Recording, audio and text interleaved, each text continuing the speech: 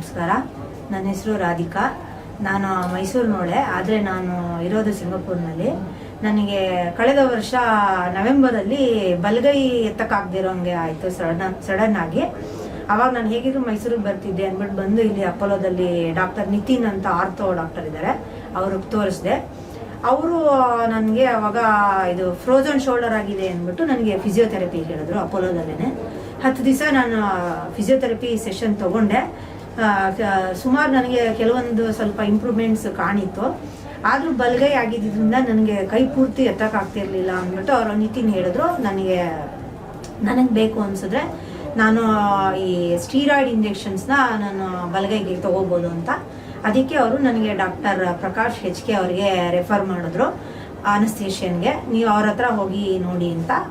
Prakash HK ಅವರು ನನಗೆ ನೋಡ್ಬಿಟ್ಟು ಅದು ಅಲ್ಲಿ ಇನ್ಫ್ಲಮೇಷನ್ ಆಗಿರುತ್ತಲ್ಲ ಜಾಯಿಂಟ್ಸಲ್ಲಿ, ಅದಕ್ಕೆ ಬೇಕಿದ್ರೆ ಬೊಟೊಕ್ಸ್ ಇಂಜೆಕ್ಷನ್ ಕೊಟ್ಟು ರಿಲೀಸ್ ಮಾಡ್ಬೋದು ಅಂತ ಹೇಳಿದ್ರು. ಅವ್ರ ಹತ್ರ ನಾನು ಅವಾಗ ಪ್ರೊಸೀಜರ್ ಮಾಡಿಸಿದೆ ಬಲಗೈಗೆ. ಮಾಡಿಸಿದ್ಮೇಲೆ ನನಗೆ ಅವಾಗ ಅದು ಇನಿಷಿಯಲ್ ಸ್ಟೇಜಸ್ ಬಲಗೈಗಾಗಿದ್ದು ಅವಾಗ ಶುರು ಆಗಿತ್ತು, ಅವಾಗಲೇ ಬಂದಿದ್ರಿಂದ ನಂದು ಹೆಚ್ಚು ಕಮ್ಮಿ 90% ರಿಕವರಿ ಬಂದ್ಬಿಡ್ತು ಮಾರನೇ ದಿನಕ್ಕೇನೆ. ಪೂರ್ತಿ ಹೆಚ್ಚು ಕಮ್ಮಿ ಕೈ ನಾನು ಎತ್ತಕ್ಕೆ ಹಿಂದೆ ಮುಂದೆ ಮಾಡೋಕ್ಕೆಲ್ಲ ಶುರು ಮಾಡಿದೆ. ಆಮೇಲೆ ಅವರು ಡಾಕ್ಟರ್ ಪ್ರಕಾಶ್ ಹೇಳಿದ್ರು, ಇದು ಮಾಡಿದ್ರು ನೀವು ಮನೆಯಲ್ಲಿ ಇದು ಫಿಸಿಯೋಥೆರಪಿ ಸಂಪೂರ್ಣ ಸರಿ ಹೋಗೋ ತನಕ ನೀವು ಮಾಡಬೇಕು ಅಂತ ಹೇಳಿದರು. ಹಾಗಾಗಿ ನಾನು ಆಮೇಲೆ ಇನ್ನೊಂದು ಸ್ವಲ್ಪ ದಿವಸ ಫಿಸಿಯೋಥೆರಪಿ ಸೆಷನ್ ತೊಗೊಂಡಿದ್ದೆ ಇಲ್ಲೇನೆ. ಆಮೇಲೆ ಹೋಗಿ ಮನೆಯಲ್ಲೂ ನಾನು ಸಿಂಗಾಪುರಲ್ಲಿ ದಿನ ಮಾಡ್ತಾ ಆಮೇಲೆ ನಂಗೆ ಅದು ಸರಿ ಹೋಯ್ತು. ನನಗೆ ಒಂದೆರಡು ತಿಂಗಳಾದ್ಮೇಲೆ ನಂಗೆ ಸಂಪೂರ್ಣ ಸರಿ ಹೋಯ್ತು. ಆಮೇಲೆ ಏನಾಯಿತು ಅಂದರೆ ಕಾರಣ ಗೊತ್ತಿಲ್ಲ ನನಗೆ, ಪುನಃ ಈ ವರ್ಷ ನನಗೆ ಒಂದು ಏಪ್ರಿಲ್ ಮೇನಲ್ಲಿ ಎಡಗೈ ನನಗೆ ಶುರು ಆಯಿತು. ಅದೇ ಥರ ನೋವು ಶುರು ಆಗಿ ನನಗೆ ಒಂಥರ ಕೈ ಎತ್ತಕ್ಕಾಗದಿರೋಂಗಾಯಿತು. ಅಲ್ಲೇ ನಾನು ಸಿಂಗಾಪುರಲ್ಲಿ ಹೋಗಿ ಡಾಕ್ಟ್ರಿಗೆ ತೋರಿಸಿದೆ. ಅವರು ಅದೇ ಥರ ಹೇಳಿದ್ರು, ಎಡಗೈಗೆ ಈ ಸತಿ ಫ್ರೋಜನ್ ಶೋಲ್ಡರ್ ಎಡಗೈಗಾಗಿದೆ ಅಂತ. ಸೊ ಅಲ್ಲಿ ನನಗೆ ಅದೇ ಥರ ಫಿಸಿಯೋಥೆರಪಿ ಮಾಡಿ ಅಂತ ಹೇಳಿದ್ರು. ನನಗೆ ಮನೆಯಲ್ಲಿ ಮಾಡ್ತಾ ಇದ್ದೆ ಫಿಸಿಯೋಥೆರಪಿ. ಒಂದು 4-5 ತಿಂಗಳಿಂದ ನಾನು ಮನೆಯಲ್ಲೇ ಎಡಗೈಗೆ ಮಾಡ್ತಾ ಇದ್ದೆ.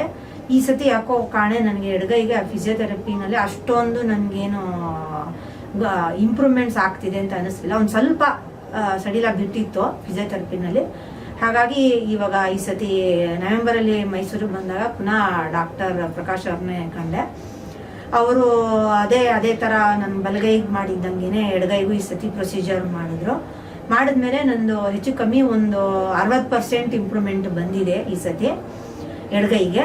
ಏಕೆಂದರೆ ಇದು ಈ ಸತಿ ನಾನು ಸುಮಾರು ದಿವಸ ಆದಮೇಲೆ ನಾನು ಬಂದಿರೋದಕ್ಕೆ ಅವರು ಪ್ರಕಾಶ್ ಅವರು ಹೇಳಿದ್ರು, ಈ ಕೈ ತುಂಬ ಟೈಟ್ ಆಗಿಬಿಟ್ಟಿತ್ತು ಅಂತ ಹೇಳಿದ್ರು.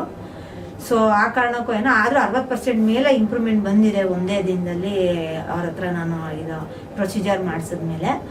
ಇವಾಗ ಅವರು ಹೇಳಿದ್ದಾರೆ, ಇದಾದ್ಮೇಲೂ ನಾನು ಇದಕ್ಕೆ ಪೂರ್ತಿ 100% ನನಗೆ ಸರಿ ಹೋಗೋ ತನಕ ನಾನು ಮನೆಯಲ್ಲಿ ಫಿಸಿಯೋಥೆರಪಿ ಮಾಡ್ಕೊತಿರ್ಬೇಕು ಅಂತ ಹೇಳಿದ್ದಾರೆ ಡಾಕ್ಟರ್ ಅವರು. ನನಗೆ ಇಲ್ಲಿ ಬಂದು ಈ ಸತಿ ನನಗೆ ತುಂಬ ಅನುಕೂಲ ಆಯಿತು. 2 ಕೈಗೂ ನಾನು ಪ್ರಕಾಶ್ ಅವ್ರ ಹತ್ರ ಟ್ರೀಟ್ಮೆಂಟ್ ತಗೊಂಡಿದ್ದಕ್ಕೆ ಅವರು ತುಂಬ ಚೆನ್ನಾಗಿ ನನಗೆ ಟ್ರೀಟ್ಮೆಂಟ್ ಕೊಟ್ಟರು. ಪ್ರಿಸಿಷನ್ ಇದು ಟ್ರೀಟ್ಮೆಂಟ್ ಕೊಟ್ಟಿದ್ದವರು. ನನಗೆ ಸಂತೋಷ ಆಗಿದೆ ಇಲ್ಲಿ ಟ್ರೀಟ್ಮೆಂಟ್ ತಗೊಂಡಿದ್ದೀನಿ.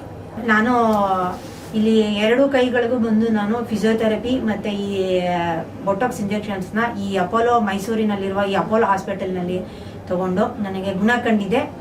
ಹಾಗಾಗಿ ನಾನು ಈ ಡಾಕ್ಟರ್ ನಿತಿನ್, ಡಾಕ್ಟರ್ ಪ್ರಕಾಶ್ ಮತ್ತು ಫಿಸಿಯೋಥೆರಪಿ ಡಿಪಾರ್ಟ್ಮೆಂಟ್ ಮತ್ತು ಈ ಅಪೋಲೋ ಹಾಸ್ಪಿಟಲ್ಗೆ ನನ್ನ ಧನ್ಯವಾದಗಳನ್ನು ಸಲ್ಲಿಸ್ತೀನಿ.